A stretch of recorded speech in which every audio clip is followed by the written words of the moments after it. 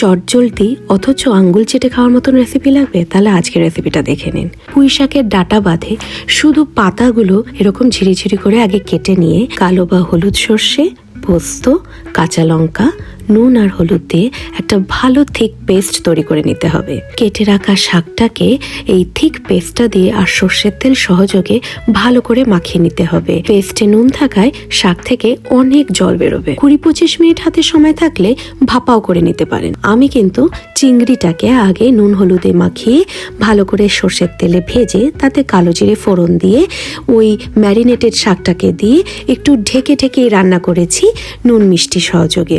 ঢেকে ঢেকে করলে ওই 10 থেকে 15 মিনিট লাগে, কিন্তু ভাপে দিলে 20 থেকে 25 মিনিট লাগবে। তাই তাড়াহুড়ো থাকলে এরকম তাড়াতাড়ি টেলেও নিতে পারেন।